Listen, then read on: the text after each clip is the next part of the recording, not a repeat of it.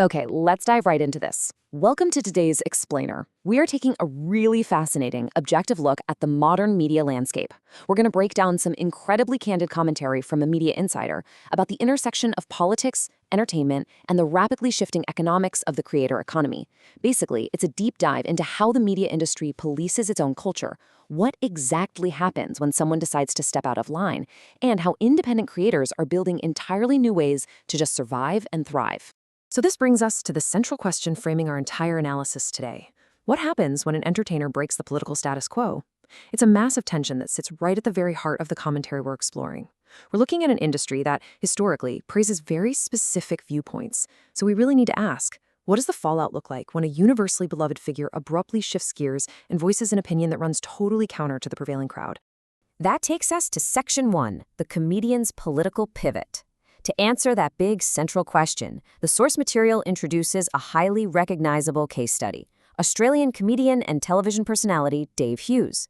His recent political shift acts as the absolute inciting incident for the speaker's broader argument.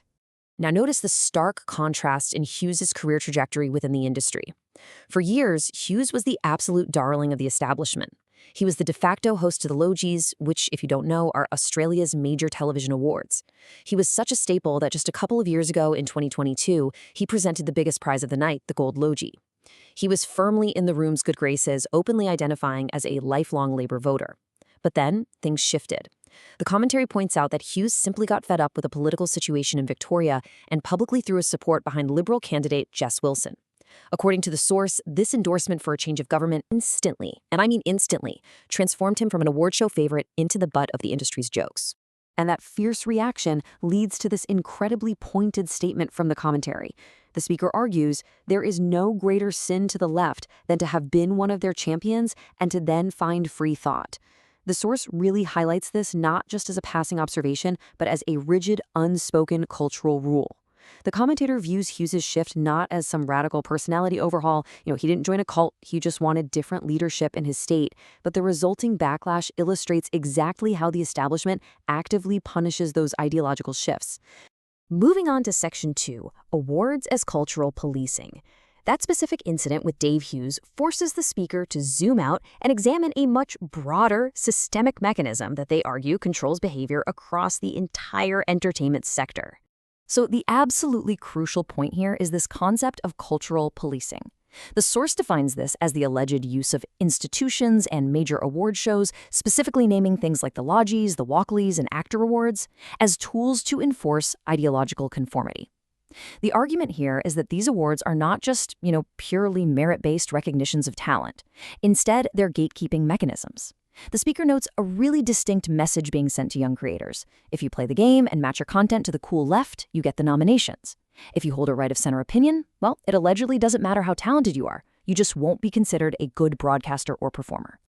And the commentator sees this phenomenon extending way beyond just the red carpet. They argue that this perfect vision of a citizen, someone decidedly left of center, is reinforced constantly in everyday life. The speaker points to several other societal pillars they claim are heavily policed by the cultural left, including childcare centers, schools with teachers openly identifying as socialists, university campuses, and the broader public service sector.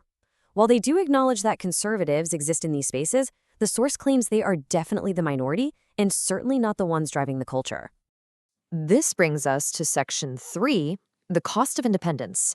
Let's see how this systemic issue translates into deeply personal costs for those who actually choose to step outside that cultural alignment. It's fascinating because the source maps this out into a very specific, almost predictable timeline of cultural exile. Step 1, the very moment you stop running with the crowd, you fall completely out of favor with the cool left. Step 2, almost immediately, you become a caricature. The first thing they do is joke about you to diminish whatever it is you're actually saying. And step 3, your peers start saying things like, gee, I preferred them when they weren't so political. The speaker notes this is a highly effective way of policing culture because, quite frankly, the reality of life outside that accepted media club can be incredibly lonely. Which brings us to this truly striking quote. The speaker shares their own lived experience, stating, family members and friends have sent me text messages in the middle of the night saying, that's it, no more. I mean, wow, that really emphasizes the profound personal and social isolation that can happen. The commentator mentions losing more friends than they've gained simply for having an opinion and choosing to swim against the stream based on their own worldview. But there's a flip side. Section 4, the alternative media economy. The commentary doesn't just sit there and outline the problem, it shifts gears entirely to ask how non-conforming creators actually survive and even thrive outside of this traditional award-driven system. The source draws a really sharp line between two completely different media ecosystems. On one hand, you have the award economy. This relies entirely on the approval of the establishment. It requires playing the game, ideological conformity, and basically keeping your head down so you can run with the crowd. But on the other hand, you have the alternative economy. This ecosystem bypasses the gatekeepers entirely because it requires direct audience subscriptions. The speaker argues forcefully that they would take the freedom of this alternative path over the constraints of the award economy any day of the week, because it's this direct funding that allows creators to flourish, be totally fearless, and tell the truth exactly as they see it. And they connect this abstract idea right back to practical reality. Bitching and moaning about not getting nominated for an award doesn't actually change anything. If audiences want content that fights for them and feels authentic, they have to fund it. The commentary points out that direct audience support, whether that's paying for a Foxtel subscription, downloading independent apps, or buying direct memberships, is what actually pays the mortgages of creators. They name-drop massive figures like Kyle Sandilands and Carl Stefanovic alongside independent podcasters, noting that they all rely on an economy that doesn't need establishment approval to exist. Finally, let's look at Section 5, a lesson in creative grace. As we bring this explainer toward its conclusion, the speaker offers a fascinating counterexample to this petty cultural policing, focusing on a specific lesson in mutual respect. The commentator highlights a moment from the recent Logies involving Andrew Denton, a man they describe as their version of Graham Kennedy, and just an absolute idol to Generation X. While being inducted into the TV Hall of Fame, literally surrounded by the exact same room of people who might roll their eyes at those who leave the flock, Denton offered this profound thought. There are few things more professionally joyful than wishing somebody success without agenda. The speaker points out that you don't even have to agree with everything Denton says, but his overarching message is one of just incredible generosity. Let's break down Denton's speech into these core takeaways, which the speaker uses as a sort of philosophical blueprint for surviving the media industry with grace.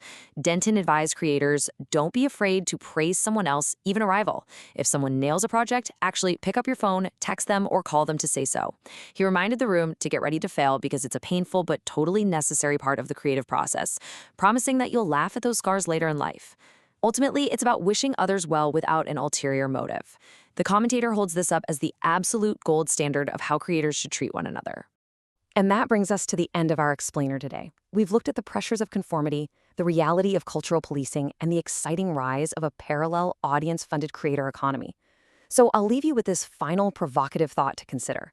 How do you consume and fund the media you trust? Are you actively supporting the creators who tell it like they see it? Or are you just leaving it to the establishment to decide who gets a voice? Thanks so much for joining me to unpack this source material and keep questioning the media you consume.